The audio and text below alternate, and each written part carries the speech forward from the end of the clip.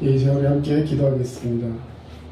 할렐루야. 사랑의 주님, 오늘도 주님의 은혜와 사랑으로 시가 우리를 주의 제물로 불러주시고 주님 건강한 모습으로 주 앞에 나오게 하시니 감사를 드립니다. 아멘. 아버지, 부족함이 있으니까 오늘 시간 주님 앞에 엎드려 기도할 때 치유의 역사가 나타나게 하시고 온전케 되는 소송의 역사가 있게 하여 주시옵소서. 아멘. 늘 주님께서 오늘도 함께 하심에 믿고 감사드리며 예수님의 귀하신 이름으로 기도합니다. 아멘. 이 시간에 함께 찬양하겠습니다. 내 평생 소원 이것뿐 찬양합니다.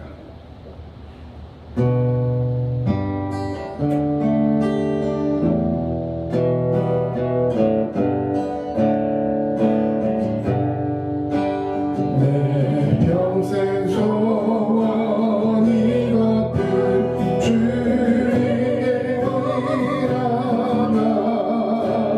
이 세상 이별하는 날 주 앞에 가리라. 늘 것이 없나니라 겁내지 맙시다.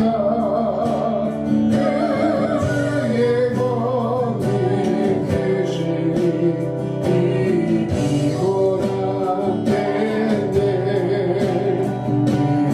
보다 귀한 믿음은 참 고백되도다.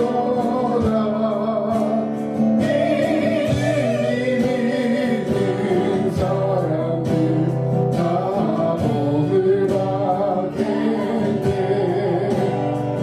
달 같은 바른 방음을 주 위에 아기세. 너무한 마음을 마치고 힘서서히 하세. 세상 만물을 주관하시는 하나님 아버지, 지난 한 주 즐거울 때도 있었고 마음 졸이며 살 때도 있었지만 어떤 상황 속에서도 주님께서 저희들과 함께 하심을 감사합니다. 코로나 확진자가 5만을 넘는 상황 속에서 오직 주님만을 바라봅니다. 그동안 저희들의 알게 모르게 지은 모든 죄를 용서하시고 이 재앙을 멈춰주시길 간구합니다. 평범한 일상에서 다시 살아갈 수 있길 소망합니다. 대선이 한 달도 안 남았지만 정말 이 나라를 믿고 맡길 수 있는 지도자가 누구인지 갈팡질팡하고 있습니다. 하나님께서 나라를 위해, 국민을 위해 정치할 수 있는 지도자를 세워주시길 소원합니다. 우리 두드리교회를 사랑하신 하나님 아버지, 복음 전파를 위해 사람을 만나게 하시고 입술을 열게 하옵소서. 교회가 다시금 활력이 넘치게 하옵시고 하나님께서 기뻐하시는 교회 되게 하옵소서. 육신에 연약함이 있는 성도에게 건강을 주옵시고 예배를 위해 헌신하는 학생들을 축복하소서. 우리 성도님들 소원을 두고 기도하는 모든 것을 주님의 뜻 안에서 아름답게 이루어지길 기도합니다. 오늘도 단위에 세우신 전철호 목사님의 건강을 허락하시고 성령께서 그 입술을 주장하시어 말씀으로 오래받는 귀한 시간 될 줄 믿고 저희들은 온 마을 다해 예배드리는 귀한 시간 되게 하시기 간절히 소망하며 예수 그리스도 이름으로 기도하옵나이다. 아멘.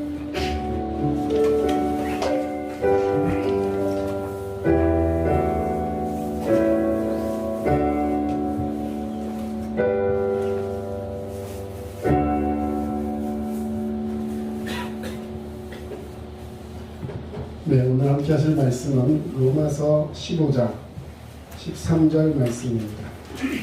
함께 봉독하겠습니다. 소망의 하나님이 모든 기쁨과 평강을 믿음 안에서 너희에게 충만하게 하사 성령의 능력으로 소망이 넘치게 하시기를 원하노라. 아멘. 예, 우리 요즘 로마서 말씀과 더불어 신약의 말씀들 함께 묵상하고 있는데요. 오늘은 로마서 15장 13절 말씀을 가지고 단위에 섰습니다. 자, 로마서는 구원에 대해서 어떻게 하면 구원받을 것인가, 그리고 구원받으려면 어떻게 해야 하는가, 이런 말씀들을 기록하고 그 이후에 구원받은 사람은 그러면 어떻게 살아야 되는가라는 부분에 대해서 말씀을 나누고 있습니다. 그래서 로마서 1장에서 11장까지는 구원받기 위해서, 다시 말해 어떻게 하면 구원받는가에 대한 구원의 어떤 이론적인 부분을 이야기했다면, 그 이후 12장에서부터 마지막 16장까지는 구원받은 사람은 그러면 어떻게 살아야 되는가, 이 구원받은 사람이 삶에서 나타내야 할 열매가 무엇인지, 어떤 식으로 살아야 되는지, 이런 것들을 쭉 기록하고 있습니다. 그 중에서 실제적으로 그 구원받는 사람이 어떻게 살아야 되는가라는 부분의 마지막 결론 부분이 되는 것이 오늘 로마서 15장 13절까지의 말씀입니다. 그리고 나서 13절 이후에 14절부터 21절, 그 다음에 16장으로 넘어가서는 이 바울이 어떻게 사역해왔고 앞으로의 사역을 어떻게 이어갈 것이고, 그리고 나의 사역을 도와준 사람들은 어떤 사람들이 있고, 이제 너희가 나와 같이 이 사역에 함께 동참하기를 원한다, 이런 것들을 이야기하고 또 하는 것이 말씀입니다. 자, 오늘 우리 15장 13절 말씀을 읽었는데요. 이 말씀은 바울의 소원, 바울이 자기가 평생을 사역하면서 하나님 앞에 가진 소원이 무엇인지 그 소원에 대해서 이야기하고 있습니다. 우리 13절 다시 한번 읽겠는데요. 13절 우리 다시 한번 읽겠습니다. 시작. 소망이 하나님이 모든 기쁨과 평강을 믿음 안에서 너희에게 충만하게 하사 성령의 능력으로 소망이 넘치게 하시기를 원하노라. 자, 이것이 바울이 지금까지 예수님을 만난 후에, 예수님을 통해서 사도의 직분을 받은 후에, 그리고 그가 사역해왔던 모든 것에 대해서 압축하며 자기가 무엇을 전하고 싶어 하는지, 그리고 무엇을 가지고 이 땅에서 많은 사람들 향해 나아가고 있는지에 대해서 이야기하고 있는 것입니다. 자, 그래서 오늘 그 제목을 이렇게 정해봤습니다. 바울의 소원은 뭐다? 하늘의 소망이다. 예, 하나님이 주신 소망을 너희 안에도 그 소망이 넘치게 하기를 원합니다. 그래서 오늘 함께한 우리 성도님들이 마음속에 이 소망을 가지고 살았으면 좋겠어요.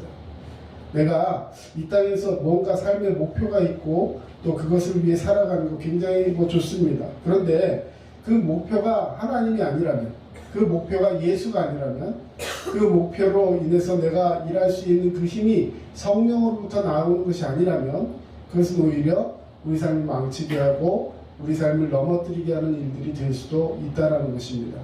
그래서 항상 삶의 정착, 다시 말해 삶의 목적을 예수께로 둘 수 있는 그런 삶이 우리 가운데 있어야 할 줄로 믿습니다. 자, 로마서 15장 전체의 어떤 모습을 보면 15장 우리 그 앞에 파란 글씨로 여러분 제목이 써 있습니다. 성경에 보시면 파란 글씨로 뭐라고 되어 있죠? 선을 이루고 덕을 이루라. 예, 여러분 성경에 보면 요즘 개혁개정 성경 다 아마 가지고 계시면 보면은 장 앞에나 어떤 절 앞에 이렇게 고딕 글씨로 글씨가 써 있는 걸 볼 수 있습니다. 있습니까? 예. 자, 그거 한번 같이 읽어주세요. 시작. 어디 있는지 모르죠. 자, 15장 1절 앞에 위에 보면 15장 1절 앞에 위에 보시면 고딕으로, 예, 고딕체로 제목이 써 있어요. 뭐라고 써 있어요? 선을 이루고 덕을 세워라. 예, 선을 이루고 덕을 세워라. 자, 그럼 그 앞에 또 한번 봅시다. 14장 넘어가서 14장 앞에 보면 그 13절 위에 형제로 거리끼게 하지 말라. 그 앞에 또 넘어가서 14장 위에 형제를 비판하지 말라. 자, 그렇게 이제 그 전체적인 그 주제, 그 단락의 주제에 대해서 쭉 이야기를 하고 있는데요. 15장은 한마디로 말하면 약한 자들을 돌보고 그 돌봄을 통해서 선을 이루고 덕을 세우는 것, 이것이 그리스도인에게서 굉장히 중요한 것이다 라고 말씀하고 있습니다. 자, 로마서 12장부터 16장까지의 내용은 구원받은 자가 어떻게 살 것인가에 대해서 이야기했다 말씀드렸습니다. 자, 그 중에서 금방 읽은 그 고딕체의 글씨를 보면 15장 제일 마지막 결론 부분에서 얘기하는 것은 결국 구원받은 믿음의 사람들, 그리스도의 자녀들, 하나님의 백성들은 무엇을 하라고 표현해 놨습니까? 선을 이루고 덕을 세워라. 네, 선을 이루고 덕을 세우는 행동들을 통해서 결과적으로는 오늘 본문 말씀이 되는 소망의 하나님이 모든 기쁨과 평강을 믿음 안에서 너희에게 주시기를 원한다. 충만하게 하사 성령의 능력으로 소망이 넘치게 하는 것을 갖게 하고 결론적으로 그 속에서 하나님이 주신 소망, 하늘 소망을 갖게 하는 것, 이것이 성도들의 모습이라는 것이 성도들이 가져야 될 목표고, 바울은 이것을 위해서 최선을 다해서 지금까지 사역해 왔음을 이야기하고 있는 것입니다. 자, 여러분은 무엇 때문에 감사하고 무엇 때문에 기뻐하십니까? 오늘 마음속에 하나님이 내게 주신 소망은 무엇인가 한번 생각을 해보시기 바랍니다.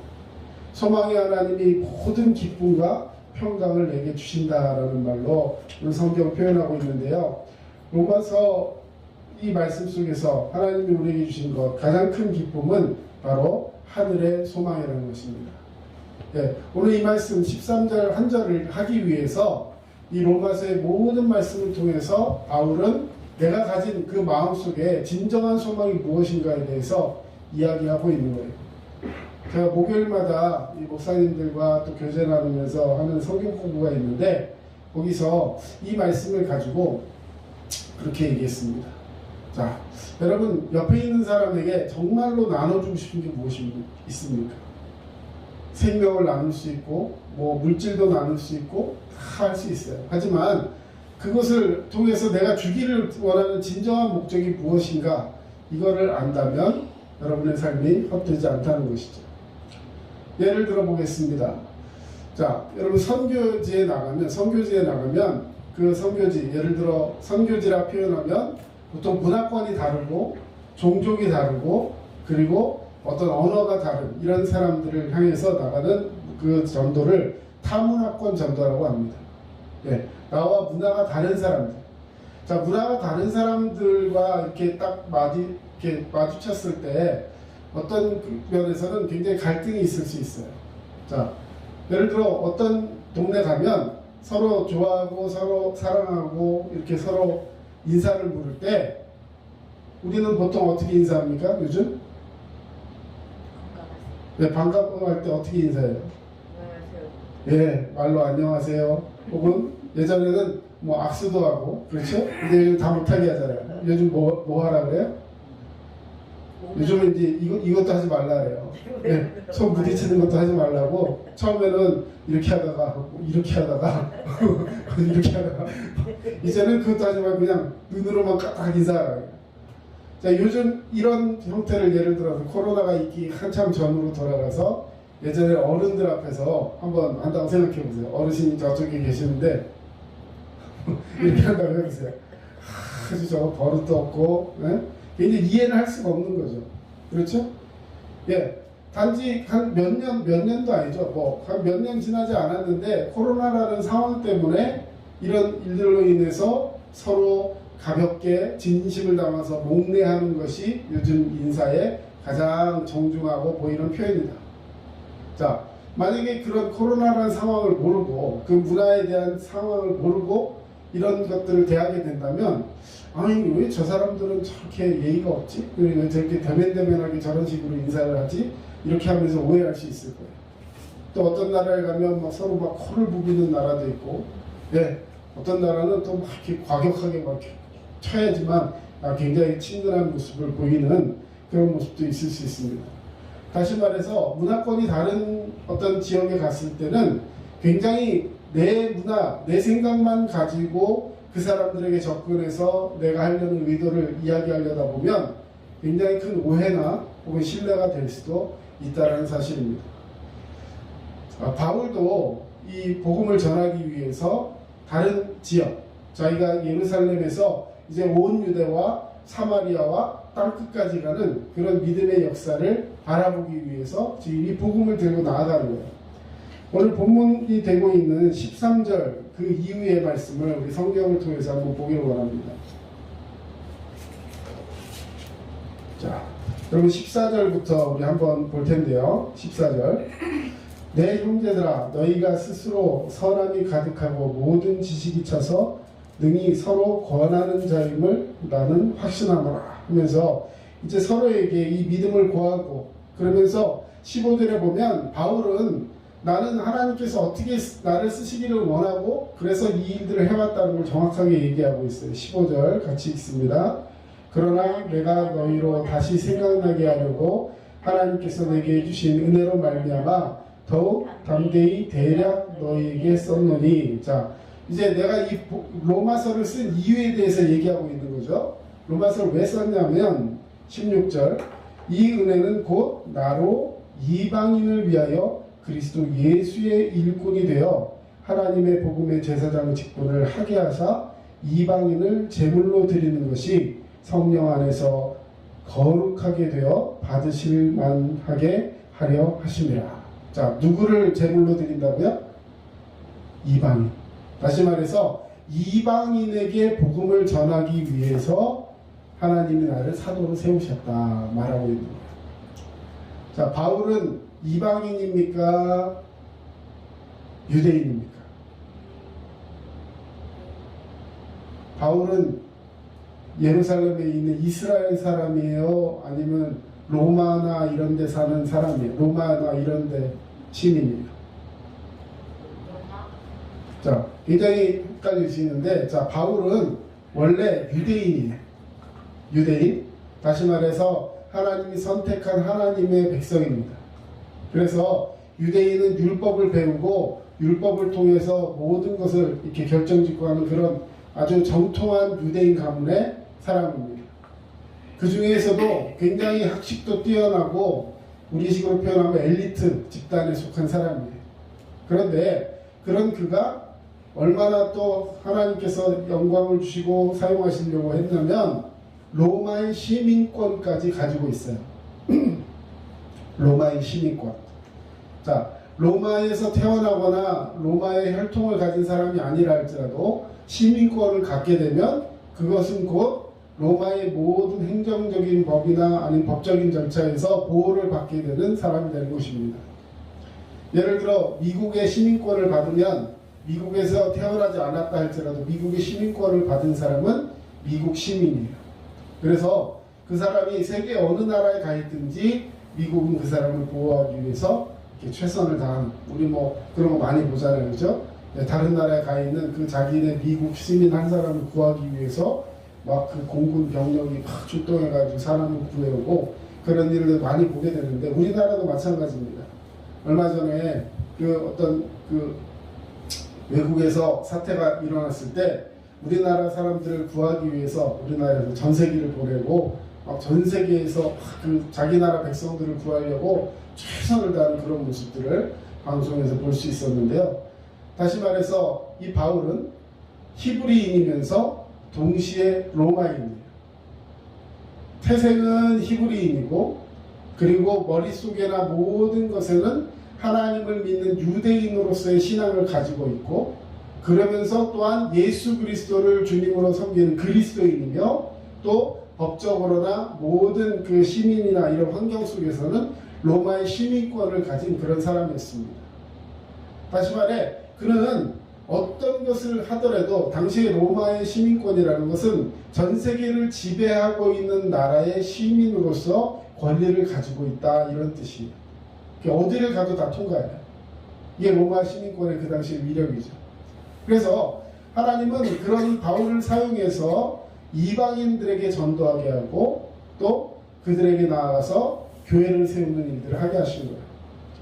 자, 이방인들에게 전도하려면 그 나라 문화를 알아야 되고 그들의 언어를 알아야 되는데 당시는 로마의 모든 지배 아래 있었던 나라들이었기 때문에 결과적으로 로마가 쓰는 언어를 잘 알아야 하고 그들의 문화도 잘 알아야 하는데 바울은 그 모든 거에 다 정통한 사람이었습니다.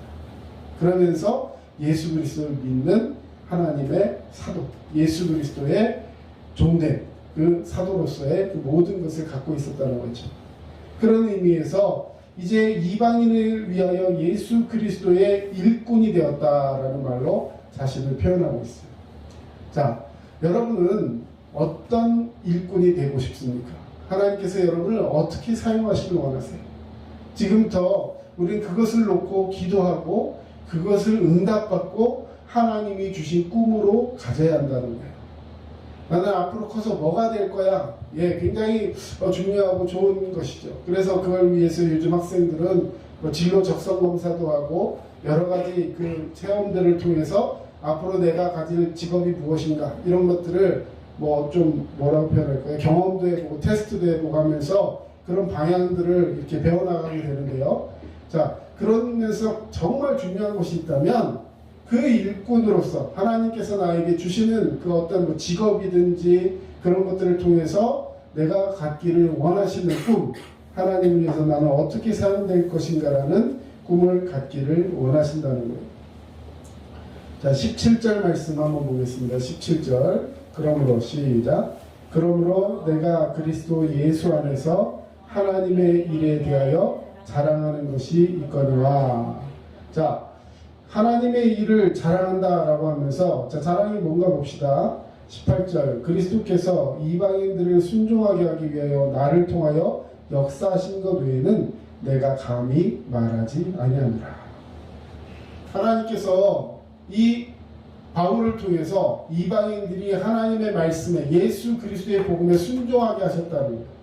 자, 그것을 위해서 하나님은 그에게 어떤 능력을 주셨냐면 그 이후에 말씀들이 이어지고 있습니다. 말과 행위, 표적과 기사의 능력으로 성령의 능력으로 이 일들이 이루어졌다는 거예요. 여러분, 말과 행위와 기사와 표적과 이런 모든 성령의 능력으로 그 로마에서 혹은 모든 사람들에게 이방인들이 하나님의 말씀 그 복음을 듣고 순종하게 하는 일들이 바울을 통해서 일어나게 되었다는 것입니다. 자, 그래서 결국에는 예루살렘부터 두루 행하여 일루리곤까지 그리스도의 복음을 편만하게 전하였노라 말하고 있어요. 자, 편만하다는 것은 복음이 이렇게 쫙 펴질 수 있도록 그를 통해서 일하셨다는 거예요. 자, 거기서 바울이 강조하는 게 하나 있습니다. 자, 이제 이 말씀 보겠습니다. 20절. 예, 우리 지성이가 한번 읽어주세요.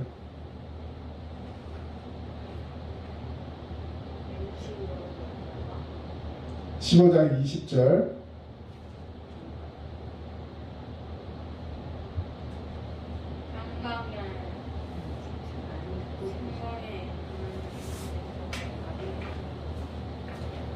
자, 같이 읽겠습니다. 시작. 또 내가 그리스도의 이름을 부르는 곳에는 복음을 전하지 않기를 힘썼노니 이는 남의 터 위에 건축하지 아니하려 함이라. 아멘. 자, 바울은 마음속에 소신이 하나 있었어요. 그게 뭐냐면 복음을 전하되 이미 복음이 들어가 있거나 교회가 세워진 곳에 가서는 복음을 전하지 않고 복음이 전해지지 않은 곳에 가서 어렵더라도 그 사람들을 만나서 복음을 전하는 그런 일들을 했다는 거예요. 자, 우리나라에도 복음이 들어올 때 어떤 사람은 미국에서 선교사로 온 사람도 있을 것이고 영국이나 이런 데서도 온 사람도 있고 전 세계 각국에 먼저 예수 믿은 그 사람들이 선교사를 파송해서 저희한테 선교사를 보내주고 그 선교사들이 이 땅에 와서 복음을 전하는 거예요. 복음이 그냥 우리에게 들어온 것이 아닙니다. 누군가의 헌신과 노력이 필요한데, 자, 저희가 섬기고 있는 교회는 침례교단입니다. 기독교 한국 침례. 침례교가 우리 한국에 복음으로 들어오기 위해서 최초로 있었던 선교사님은 패닉이라는 캐나다 선교사였어요. 근데 이분은 다른 교단에 비해서 침례교단은 좀 늦게 들어왔어요. 근데 그 당시 이미 말하자면 교회가 세워지고 어느 지역에 가보면 학교가 세워지고 또 병원도 세워지고 이런 일들이 다른 선교단체를 통해서 많이 일어나고 있었다는 거죠. 근데 이 패닉이라는 선교사님이 우리 땅에 딱 왔을 때 보니까 이미 그런 지역들이 다 있는 것을 알고 그래서 그 복음이 아직 들어오지 않은 지역들을 생각하며 복음을 전했다는 것이죠. 그래서 사실 침례교는요, 원래는 그 북한 쪽에 있는 땅, 원산이라는 그 북한 쪽에 있는 땅에 그 핵심적인 거점을 두고 복음을 전했습니다. 그러다가 우리나라 한국전쟁이 있으면서 더 이상 그쪽으로 왕래할 수가 없게 되고 나중에는 충청도 이남이라든지 이렇게 복음이 전해지지 않은 지역들을 찾아가면서 거기에서 다른 사역보다도 교회를 세우는 일, 복음을 전해서 순수하게 교회를 세우는 일에 초점을 맞췄던 것 같아요.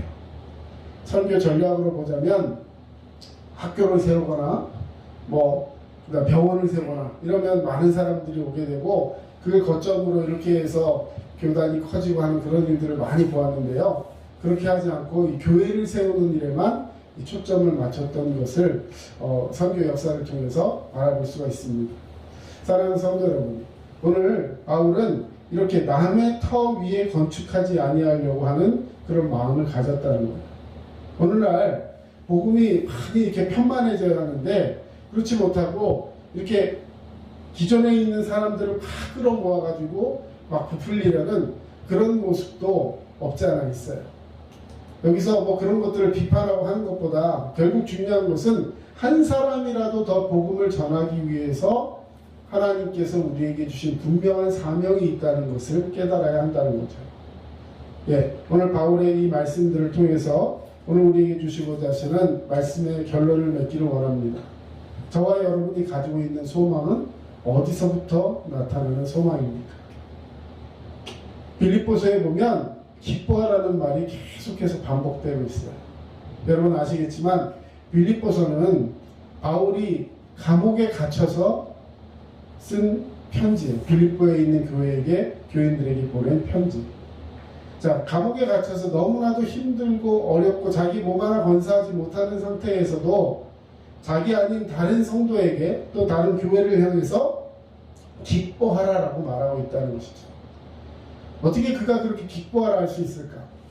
지금 내 상황에서 여러 가지 내 뜻대로 안 되는 것이 있어서 마음이 불편하고 혹시 그런 것들 때문에 관계가 대면대면해지고 그런 모습이 있다면 자, 나는 과연 예수 그리스도를 위해서 내가 지금 무언가를 하고 있는가? 아니면 내 기분, 내 생각, 내 판단 때문에 하나님의 일이 아닌 내 고집대로 살아가고 있지 않은가? 스스로를 분별할 수 있는 믿음을 가져야 한다는 것입니다. 자, 기뻐하라. 다시 말하노니 기뻐하라. 자, 소망의 하나님이 내게 주신 것은 두 가지입니다. 모든 기쁨과 평강. 하나님께서 우리에게 주신 기쁨과 평강. 왜 기쁨과 평강이 있다고요? 소망의 하나님이 이것을 주셨기 때문에. 결과적으로 내가 기뻐하고 마음속에 두려움 다 버리고 평강할 수 있는 궁극적인 이유는 바로 하나님이 주신 소망이 내게 있기 때문에 그런 것입니다. 자, 그것을 믿음 안에서 너희에게 충만하게 하신다고 했어요. 자, 믿음은 결국 소망과도 연관이 되죠. 믿음이 뭐예요? 뭘 믿는 거예요? 믿음은 마음속에 소망을 갖게 하는 거예요. 뭔가 믿음이 있을 때는 그것 때문에 내가 두려워하지 않게 됩니다. 바로 예수 그리스도가 나의 주님이시고 그분을 믿을 때 나에게 구원이 임하고 그 믿음을 통해서 하나님 나를 구원해 주실 뿐만 아니라 어떠한 환경과 어떠한 어려움 속에서도 하나님은 결코 나를 버리지 않으시고 나를 인도하신다는 믿음이 있을 때 믿음 때문에 우리는 소망을 가질 수 있다는 것이죠. 여러분 그런 소망이 있으시길 주의 이름으로 축원합니다. 그래서 그 믿음 안에서 너희에게 충만하게 하신다. 뭘 충만하게 해요? 모든 기쁨과 평강을. 자, 여러분 자신에게 한번 물어보세요. 지금 기쁨이 충만하십니까? 네. 평강이 충만하십니까? 네. 네. 자, 그렇게 하셔가지고 하나님께서 우리에게 더 주시는 것이 있는데 그게 뭐냐면 성령의 능력으로 소망이 넘치게 하신다. 그리고 그렇게 하시기를 원해서 나는 이 모든 사역을 했다는 거예요. 자, 이제 오늘 말씀의 결론을 맺습니다. 바울은 로마서를 통해서 로마에 있는 교인들에게 편지를 하고 있어요. 그런데 바울이 로마에 있는 교인들 한 번도 만나보지도 못한 사람들이에요. 그런데 그런 사람들에게 편지를 보내면서 지금 로마서 15장 13절에 이런 것이 있기를 원하노라 하면서 로마인들에게 이 말을 이어가고 있는 이유가 무엇인가? 왜 로마에 있는 교인들에게 편지를 하기를 원했고 그 사람들을 만나기를 원했을까? 바울의 이 편지의 그 목적 중에 하나는요, 이제 앞으로 바울이 지금 아시아 쪽에서, 서아시아 쪽에서 복음을 전하고 있는데, 지금 이 지역에는 이미 교회들이 다 들어차고 이제 그 복음을 전해서 더 이상 복음을 전할 수 있는 자리가 없다라는 거예요. 그러니까 물론 한 사람 한 사람 더 만나서 교회인들을 더 만나고 교회를 크게 하고 세우는 거, 이런 것들을 하면 더 숫자적으로 많은 교인들이 생기겠지만, 하지만 바울이 원하는 건 그게 아니었어요. 복음이 없는 지역에 가서 복음을 전하고 그곳에 교회를 세우고 믿지 않는 사람들을 세우는 것이 바울이 하나님께서 주신 사명이라고 믿고 있었습니다. 이미 세워진 교회들은 다른 사역자, 후배들 혹은 다른 사람들에게 맡겨서 그들이 그 지역사회에 있는 사람들과 함께 하나님의 말씀에 복음을 들고 교회를 세워나가고 더 성장시켜 나가는 것은 이제 이기사역, 그 다음 사람들의 몫이다 생각하면서 이제 그는 새로운 교회, 하나님의 말씀을 가지고 복음을 들고 나가야 되는 사명을 가지고 새로운 교회들을 세워나가야 되는 것이 하나님께서 자기에게 주신 사명이다, 이렇게 생각했던 것이죠. 그러면서 그가 이제는 더 나아가야 되는데, 이제는 이 아시아 지역에서는 더 이상 그가 행할 사역이 없다라고 판단하면서 하나님이 그를 이제 다른 곳으로 보내시려고 하는 거예요. 그때 이 아시아에서 이제 유럽을 더 나아가서 그 성경에서, 신약 성경에서 말하는 땅끝까지 가기를 원하는데, 그 땅끝이 바울이 생각하는, 그 당시에 사람들이 생각하는 땅끝은 어디였냐면 서바나. 오늘 성경 그 뒷부분, 15장 뒷부분에 보면 우리 한번 보겠습니다. 28절 한번 보겠습니다. 28절. 그러므로 내가 이 일을 마치고 이 열매를 그들에게 확증한 후에 너희에게 들렀다가 어디로 간다고요? 서바나로 가리라. 서바나로 가면 그 당시의 세계관에는 지금처럼 전 세계 지도가 그려지지 않은 시기였기 때문에 그 땅끝이 어디라고 생각했냐면 서바나라고 생각했어요. 서바나가 어디냐면 오늘날 스페인이에요. 스페인. 예, 유럽의 끝. 그 지도의 마지막 부분에 있는 스페인까지 가면 그 땅의 끝이라고 생각했어요. 다시 말해, 땅끝까지 사도행전 1장 8절에 너희가 성령이 임하면 너희가 권능을 받고 예루살렘과 온 유대와 사마리아와 땅끝까지 이르러 내 증인이 되리라 라고 말씀하셨는데, 그 땅끝이 바로 서바나라고 생각했다는 거죠. 그래서 이제 그 땅끝으로 가서 복음을 전하기를 원하는데, 그렇게 가려면 지도 위치상 이 아시아에서 유럽을 거쳐서 이 서바나로, 당시에 100길로 가야 되기 때문에 이렇게 100길로 가다 보면 장화같이 이렇게 생긴 나라가 있는데 그게 이탈리아입니다. 그 이탈리아의 수도가 로마잖아요. 그래서 거기를 거쳐가지고 거기서 다시 충전해서 이제 스페인까지 가야 되는 그 항로를 가게 되는 것이죠. 그래서 로마에 들러서 로마에 있는 교인들을 만나서 그들과 함께 그동안 만나고 싶었지만 만나지 못했던 회포도 풀고 교제도 하고, 그러면서 뭐라고 표현하냐면 이제 너희가 나를 그쪽으로 보내주기를 원한다, 이렇게 말하고 있어요. 서바나로 갈 수 있기 위해서 바울이 자비랑 선교를 하기 때문에 누가 이렇게 선교비를 내가지고 그 월급 받으면서 하는 선교사가 아니었어요. 그럼에도 불구하고 사역을 혼자 하는 것이 아니기 때문에 나를 위해 기도해주고 물질로도 후원해주면서 이 모든 일을 함께 할 수 있는 동역자들을 구하는데, 로마에 있는 교회 성도 여러분들이 나에게 그 일을 해주시기 원합니다. 함께 일하는 사람들. 여러분, 아무리 작은 교회고 아무리 작은 공동체라 할지라도 우리는 함께하는 사역이라는 것을 여러분 꼭 기억하시길 바랍니다. 목회자 혼자 하는 게 아니에요. 목회자 가족만 희생하는 것도 아닙니다. 여러분, 우리는 그냥 예를 들어 작은 교회, 목회자 자녀, 목회자 또 가족들, 또 집사님들 몇 사람이 그 일들을 감당하다 보면 내가 굉장한 일을 하고 나 아니면 안 될 것 같은 그런 생각들을 가질 수도 있어요. 실제로도 많은 역할들을 하고 있고요. 하지만 중요한 것은 내가 하는 게 아니라는 거예요. 하나님이 여러분들을 사용하신다는 것입니다. 하나님 사용하실 때 주여 나를 쓰시옵소서. 주님께서 우리를 이렇게 귀하게 사용하시면서 우리에게 갖기를 원하시는 마음은 의무감이나 어떤 그런 것 때문에 일들을 하면서 힘들어하는 것이 아니라 소망의 하나님이 우리에게 주신 기쁨과 평강을 넘치게 하면서 성령의 능력으로 다시 여러분에게 소망이 넘치게 하시기를 원합니다.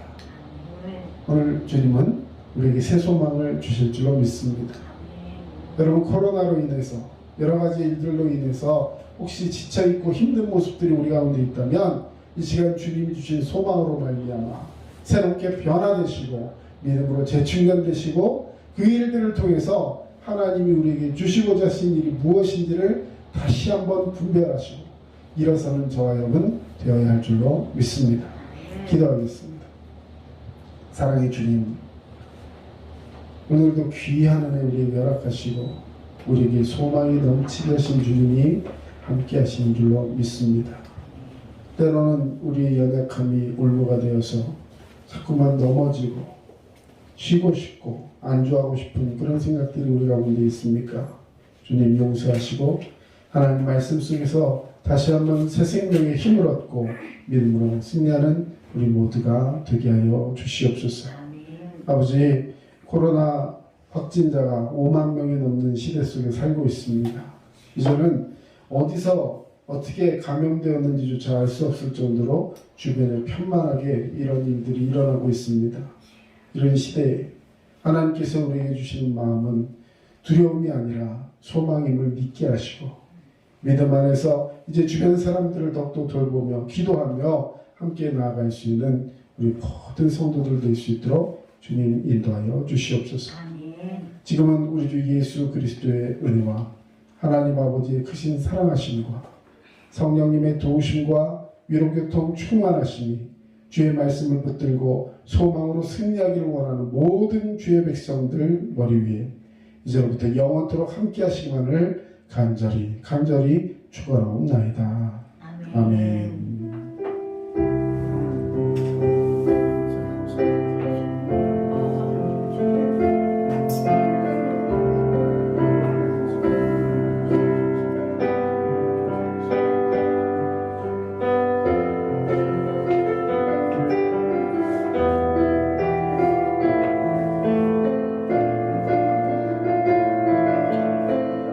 지금까지 남양주 다산신도시 두드림 침례교회 전철호 목사였습니다. 여러분 늘 믿음으로 승리하시고 건강하시기 바랍니다. 감사합니다.